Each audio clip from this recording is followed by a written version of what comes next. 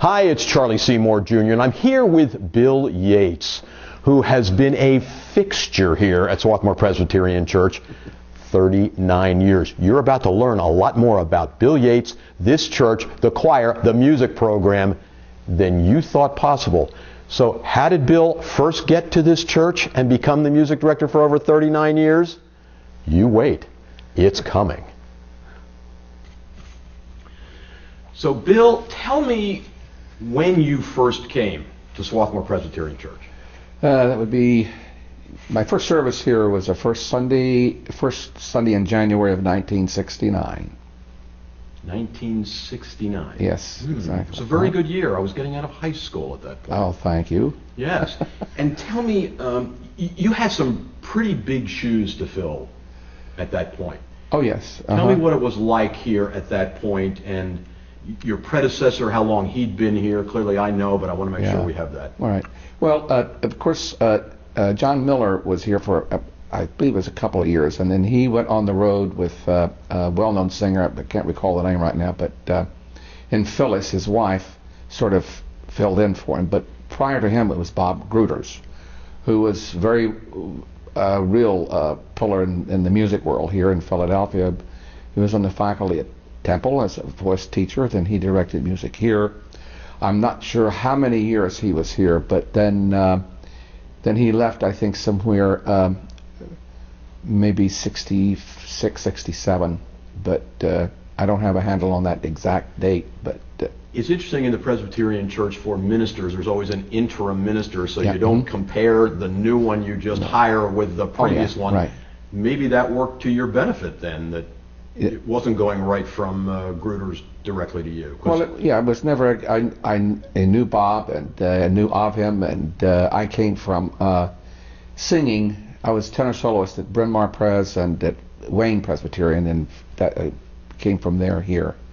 And actually, Bob Smart. Do you remember that name? Yes. He was at Trinity Church here, and I was a soloist at the synagogue where he was organist, and he asked me to come out and do a recital here of a Benjamin Britten songs here at Trinity Church. But the accompanist brought me over here to rehearse in the choir room, Loeffler.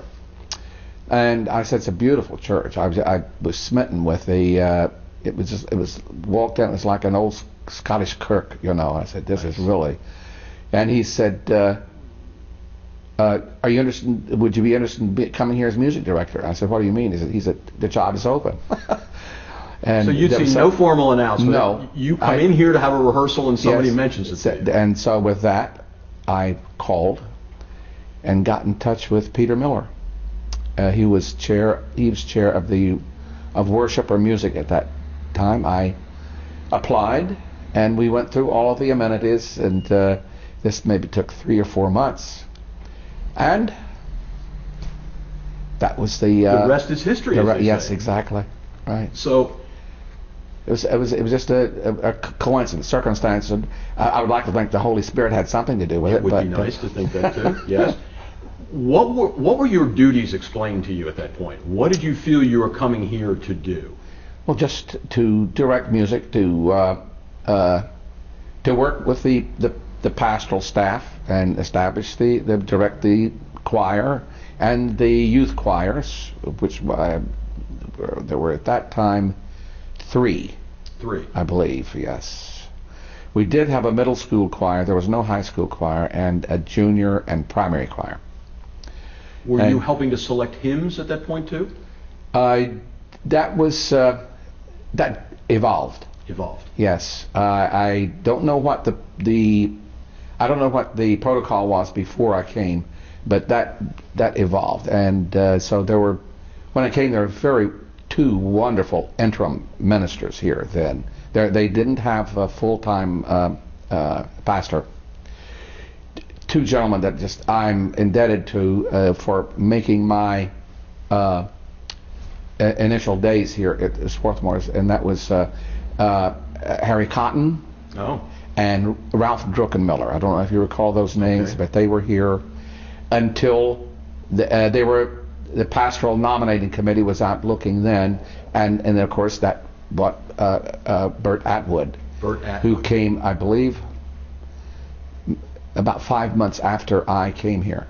Actually, I preceded Bert in coming here. So you were already established. Yeah. You were already the man when he came. But he was my first mentor, and which I needed badly. And he was really a strong influence in my approach to church music and looking and searching.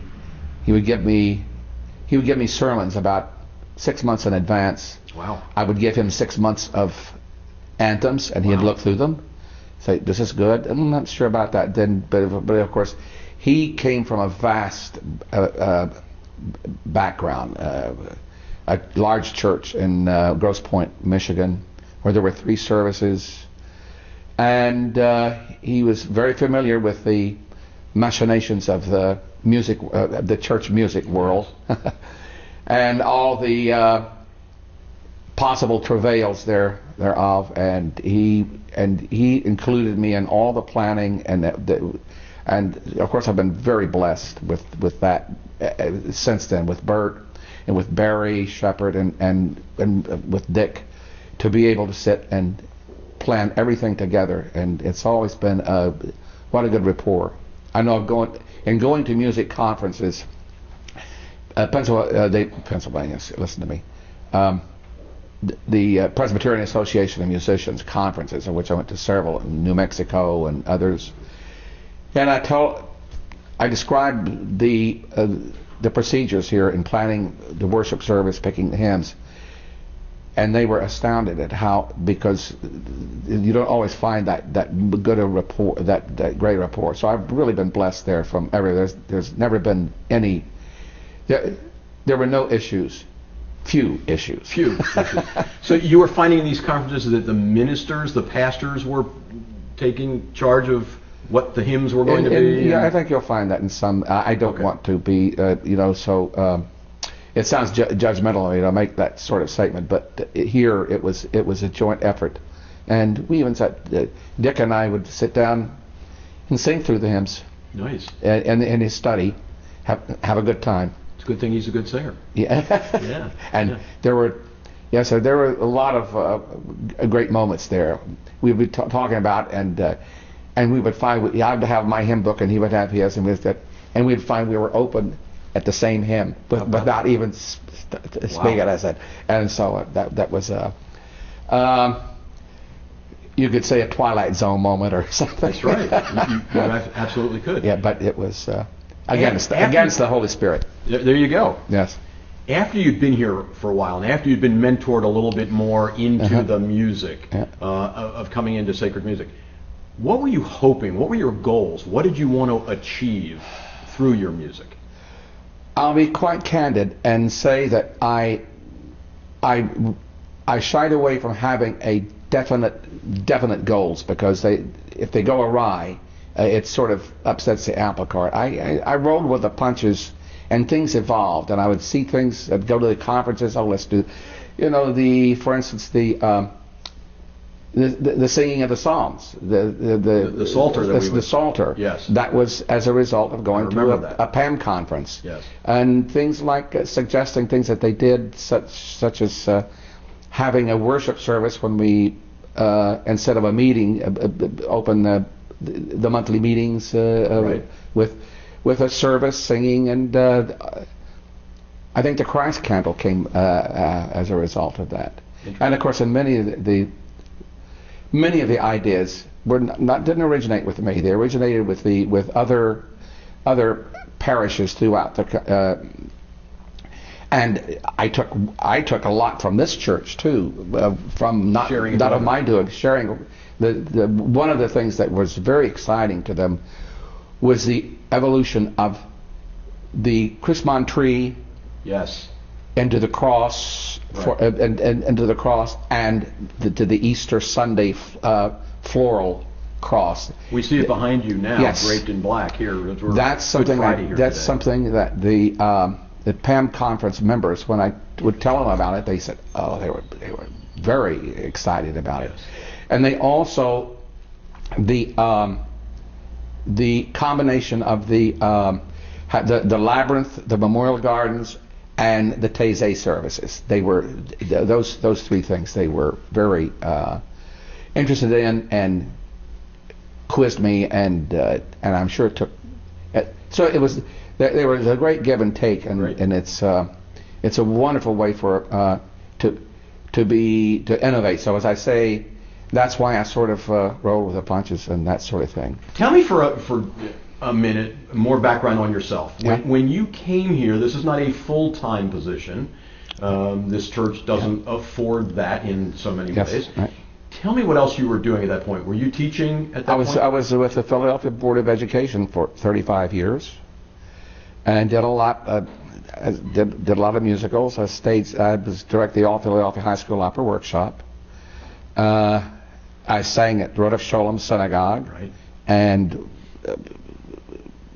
later we'll get into it. One of the big moments for our 100th anniversary that took place there, as you might recall. Okay. And those kept me busy. It was like 7 days a week, 3 nights between church, school, teaching school and church and synagogue. So you came by that gray hair. Very yes, yeah, exactly, yes, right. Okay, that's yes. great. Tell me about the space that we're sitting in right now. When you walked in, you said you were really smitten by it, I think was yes. your word. What did you think about it from a musical standpoint, from a worship standpoint? How did it affect you at that point? Well, I immediately saw that the ambiance in here, I could just hear what a worship service would sound like, and in my mind, just walking through this door over my left shoulder, that's the first time I saw it coming from, and it was just sort of breathtaking, and you sort of feel that a presence, you know. Yes. And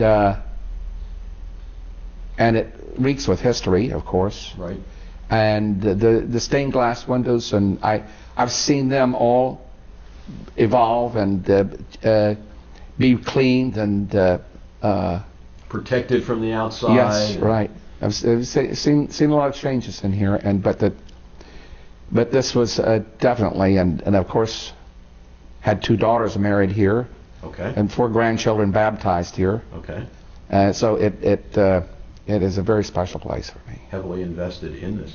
It seems to me I recall also we had a leak that went right into the organ console, yes. And we had an electronic organ that for a while went into Fellowship Hall. I don't know what happened to it after that.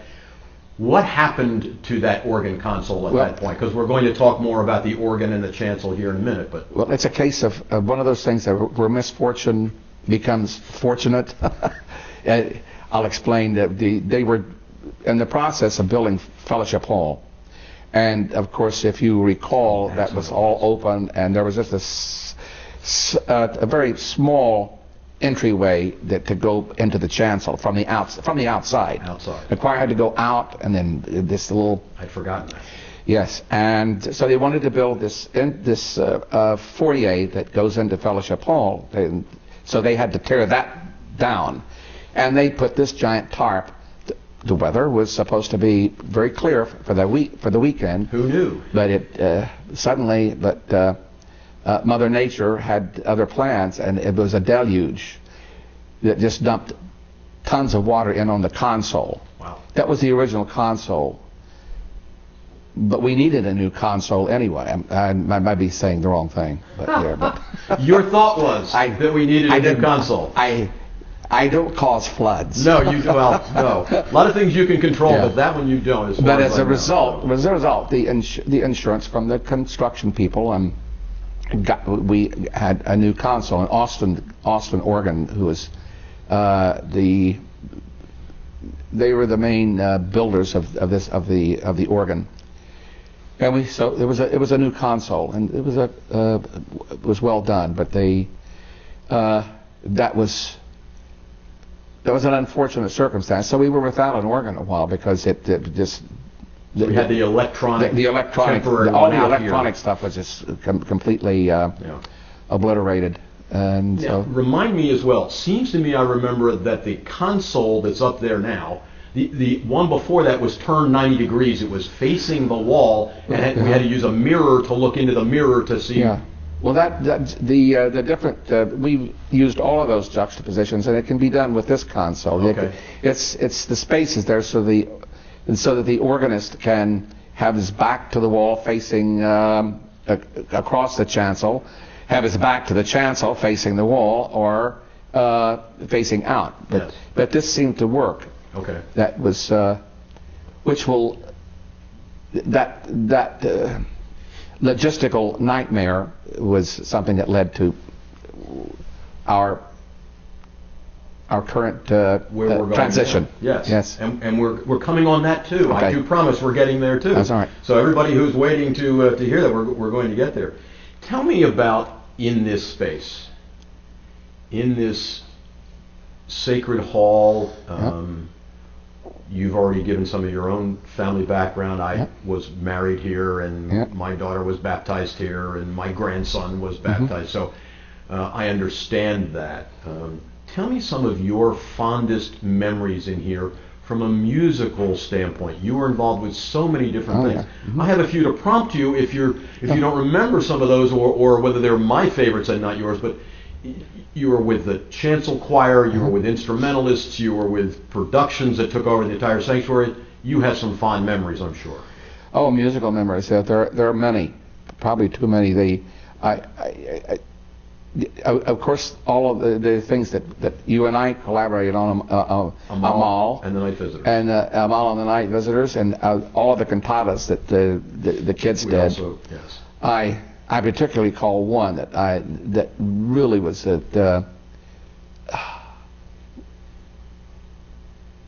epitomizes the way it fit, and that was the Tale of the Three Trees. Oh yes. Pardon me. Yes. And there are others though. I mean, there was, as I say, too many to mention, and you know all of those. Well, let's make sure that everybody that gets to watch this video knows a few of those. So Amal and the Night Visitors, I know for about 12 years I was involved with Amal here and then up at the college, because you did that as well for the town pageant. You were the music director for that. Oh yes, exactly. As well.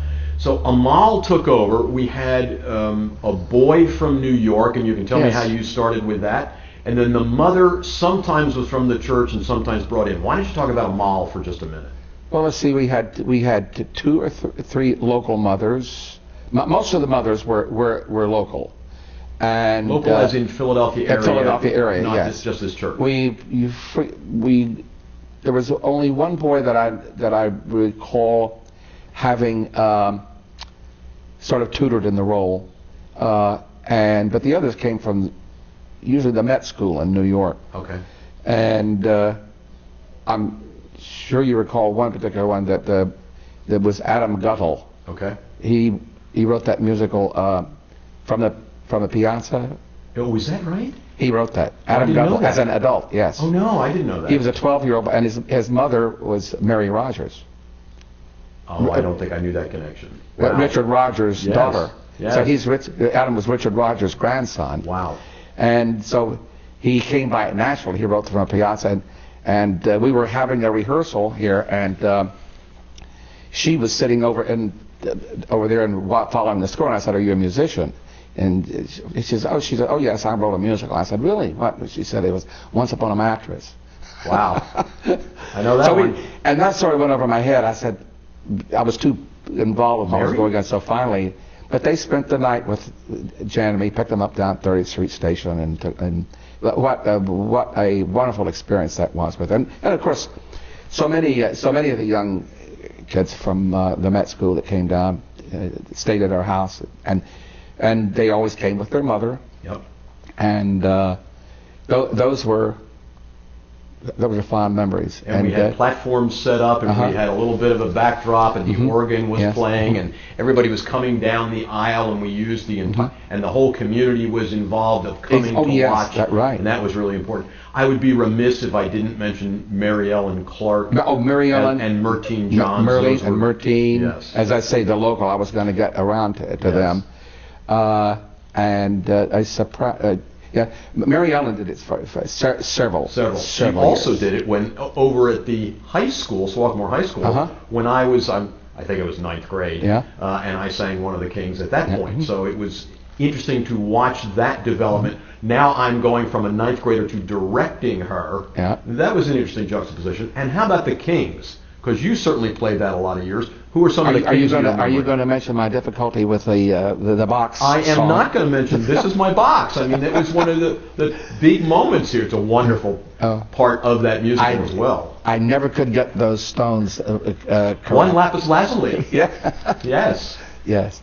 And who were some of the other Kings that you played with that you're remembering? Here. It was mostly Ed Heller. Right. Always did Melchior. Yes. Balthazar. Who did Balthazar? Was it Andrew? I think Andrew did it. Andrew did it a couple times. Yeah. And then we brought in a Balthazar once or twice. Okay. I think Dick Babbitt once from Wayne. We were co-soloists at Wayne Presbyterian, and those I have to start really. That goes back a few years. It does go back a few years. Yes, I've earned this bald head as well as you've earned your gray hair. Yeah. I loved as well that the community was so involved in coming in and to bring people inside this church for them to get a sense at that Christmas time of what we're all about, and coming in I think was an important time for the church. Oh yes, and community-wise, it was always on Christmas Eve at 11 o'clock when it was time to start that, and I was sat in the narthex, and I guess I would say, who are these people? I've never seen them before. Right. And we do fill the place up on Christmas Eve. Oh, and the community it's standing room only, and it's the community really looked forward to being here on Christmas Eve. So we were fairly tight in the space there. We'll talk about some of the changes that are coming. Tell me as well about instrumentalists with the chancel choir. Seems to me you're the one that started that. Yeah, we had. This began, I suppose, during. I know that Bert had spoken of it having taken place in Detroit, in Grosse Pointe, but at that point I was still finding my own way. And then with Barry, we started doing choral works, and finally major choral works for. One during Advent and one during Lent. Yes. And this really was taking hold and became a tradition, I think, in the early 90s. And a lot of, too many to mention, highlights for me were the Rudder Gloria, the Dvorak D major Mass, several settings of the Gloria, several settings of the Magnificat, and several masses in the spring, and those were always a highlight for me. And I suppose the most memorable time was during our celebration of the 100th anniversary. That would be in '95. Okay. We had a celebration of Psalms and joined with the choir at the synagogue, Rodef Sholem. We were celebrating our 100th. Rodef Sholem was celebrating their 200th, and Old Christ Church down in the Old Town was celebrating their 300th. So the three choirs combined with the Germantown Presbyterian Church choir, and I conducted it and worked with Tom Whittemore, who was organist at Rodef Sholem, and we did about maybe 12 settings of Psalms, everything from Palestrina to Charles Ives. It was really an eclectic. And they even advertised it at the top of the Pico building. Oh, is that right? The thing going about 100th anniversary Swarthmore Presbyterian Church, 200th Rodef Sholem, 300th Old Christ Church. celebration of Psalms. That was, you could see that on Friday night while we were going down. The big crowd. It was. And what else did we do that year? Well, Matt Glandorf, who was one of the organists, wrote a setting of the Statement of Faith of what year? Is it 72? When the North and the South combined. Okay. And the date escapes me. But he took the, and we commissioned him to write work. And then we also had an organ fest with four. Paulo Bourdignon was organist at that time, and they brought back Matt came back, and Larry Molinaro came back, Yes. and David Lowry came back, and so the four of them did an organ fest of hymns, variations on hymns, and we would sing, and they would play a number, then they would do their thing, the way they would do hymns. It was a very exciting time. You've had quite a few organists that came from Curtis. Yeah. You were at Curtis as well? Is that? Yes, I graduated from Curtis 1960, and my classmate of mine was John Weaver, who took I'll think of it. Okay. But anyway, he became head of the organ department there. He probably sits in interviews like this and says that Bill Yeats was one of his classmates. So No. But at any rate, he wanted his organist to have an opportunity to develop in hymn playing and church literature, because it's something that didn't get at Curtis. So we renewed our friendship, and he sort of kept sending me every 2 years some of his better pupils, and we were blessed with a whole string of those four that I mentioned. Yes. Plus Rick Elliott, who is principal organist now at the Mormon Tabernacle. Mm-hmm. He was here for 2 years. Mm-hmm. So there were so many. And you also had a young whippersnapper named Burton Tidwell at one point. Yes, and I was going to get Burton. Him, yes, yeah, right. Yeah, he was here for two. He did 2 sessions here. 2 different times. Yes. He didn't learn it well enough the first time. He had to come back and repeat what he was doing. And he, of course, is the one who was designing and installing the new organ that yes. we're talking about. I'm delighted about that. He knows the instrument. He knows its shortcomings, and he knows what needs to be done, and it will be done right, because he'll be doing the organ for the church and not for himself, which is always good. And he's an organist and an organ builder, and he's got quite a reputation around the country too. So that's. Oh yes, absolutely. I'm happy to see that he's the one the church chose to do this. What did it feel like when you're inviting all these top quality organists, and the organ is probably starting to go downhill? It didn't just one day stop and go downhill. Yeah. Well, we did have one rebuilding period. You know, in '79. I wrote sort of a proposition that some things that could and should be done, and the session took it up, and then there was a generous, at that time anonymous donor. I don't think it would hurt for people to know that it was the Walkers. Okay. You know, Bob Walker was on the art history staff at Swarthmore College, and they were both in the choir, and so they came up with a generous donation and asked that they may be matched, which it was. So there was a very substantial renovation of the organ, and Rick Elliott played the dedicatory recital in 1979.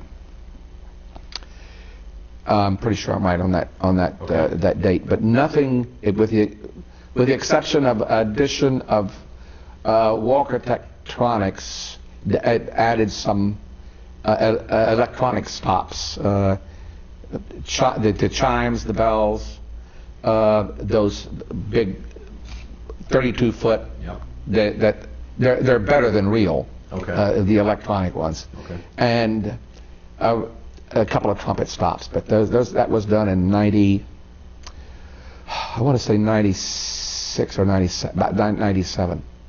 So here we are in 2012, and we're about to have the chancel taken down, the organ removed, a new organ, a new chancel built. But for years, I know when you and I did different things in here, and for years you talked about things that you wanted to see done here in the space.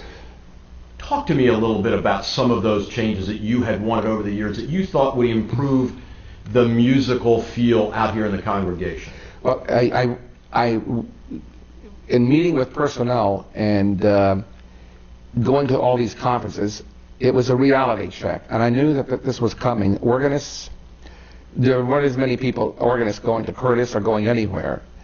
So for the church to maintain its level of a competent level of music and talent, I knew that this was a logistical nightmare, pardon me, that we had there.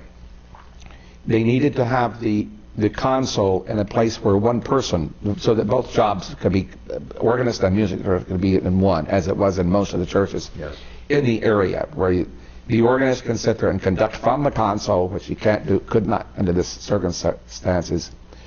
So I always advocated we had to reconfigure the chancel to do that, and I knew that would be possibly a hard sell, so I started making it a soft sell. Yes. and by pointing out the facts of having a reality check, and they started to get the idea that the organ console needed to be moved, and so that one person could do both and the choir could see them. So moving the console is certainly one. And there were other things that I brought from these conferences that I could see were sort of a hindrance here.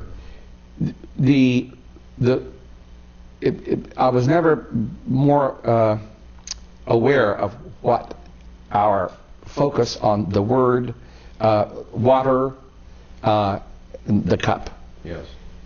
And all three of those things have some, I think, some disadvantages here. I think the pulpit, I said the pulpit needs to be out more into the congregation. Right. People in the north, in the big transept, can't see the communion table. So moving it from they can't see the communion table. Right. They can't see the communion. And then when we have baptisms, people past the third row can't see what's going on, cannot see the baptisms. Right. So, and I'd seen some designs of churches of naves that were similar to this, both in size and in ambiance, and they had brought the chancel area out farther into the congregation, which would make possible to move the console to where the communion table is now, and the communion table out into the farther into the congregation, and even I could see having maybe a movable baptismal font that could be moved from the rear of the church and the rear of the church at front and up onto a raised chancel area where people could see, and it just and with no compromise to the to what the congregants are used to seeing as far as the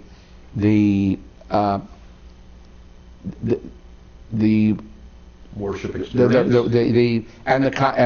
and the chancel and itself. There was nothing would there would be no drastic changes, really. No startling changes. So as I'm sure you know, all those things you were just talking about will be happening here in this whole modification. Oh, I've seen the plans. Tell me as well, because this is the one that stands out for me from you, is the plaster that's up and around here in the arch that you've always wanted to have removed, which will be... Tell me about that. Your feeling is that for the acoustics, it's keeping it back in there and bouncing? Well, you see the area around the facade, the organ, you see that area around there, the white area, that used to be plaster. Well, yes, we used to be solid that in used there. To be solid plaster. That was one of the things that I read. They did take it out. Right. Was able to do that, and was that the 79 change you're talking about? That was a 79 change. Yes. Okay. Actually, Mark Brumball was organist, and his brother was a famous organ builder. Was organist then, and we came in here one night, without permission. Uh-oh. We didn't take this through session, by the way. Uh-oh. We took all. You remember the old organ, the old gold pipe facade that Yes, was there? I do. They were non-functional pipes. They were just so. So we just said, hey, let's take them down. Nice. And open up that space, which we did. And you troublemaker, you. I know. And the people were very well-known congregant here, Lynn Kepax, Yes. was looking at with that. Imagine that area up there open, just an open. Yes. And it was about the time the movie Jaws was coming out. Okay. And you remember how Jaws was advertised with this? Yes. And he says, "Hey, that looks like a Jaws." There it is. And he was doing it jokingly, but so we left it down, and when the organ was redone, these were all. These are all functional. These were functional, and those were additions. When we had the new, when we had that redesigned organ in '79, this came about. They also used to be able, behind those there, that was where the swell organ was, and so you could see the shutters opening and closing. I do remember that. Yes. Constantly. So they changed the divisions. They put the swell organ down in the hole. Pardon the expression. Yes. And then the great became a completely open division, Okay. and all the expression was on the swell, which was down, and the shutter doors down there. So behind there are no swell shutters or no enclosures, and that was the outcome of that particular thing. And how about the plaster that's out here further? We've got the angels coming Yes. out, and now the plaster out here. I could never convince them to take that down. It's coming down now. Oh, good. Well, It's coming out. I didn't want to press my luck. I said, but there was a lot that had to do with the lighting of the chancel area, because if they did, some of those lights would be shining through. So Right. I said, I won't press my luck. I'll save that battle for another day. Well, you know Ken Hull, and he's Yes. very much involved with what's Yeah. going on here Uh-huh. now, and is really looking after the lighting. I've been in Yeah. a number of those meetings, and he's Yeah. really taken. So I Uh-huh. think you'll be thrilled with that. Good. So let me finish up here with, what do you feel that people in the pews will experience with this change of the chancel, with the change of the organ? What are some of your hopes of things that they will see and will get a different sense of? Pardon me. I hope, and it's the ultimate. I think the ultimate desire of all people who lead worship, who have a part in leading the worship, that they feel more included, a part and closer to what's happening. And by bringing all these things out, I think the congregants will feel the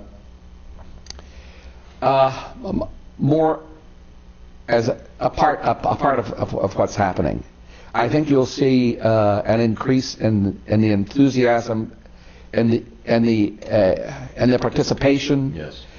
And I think those are the things that are sort of intangible when you're planning, but it does.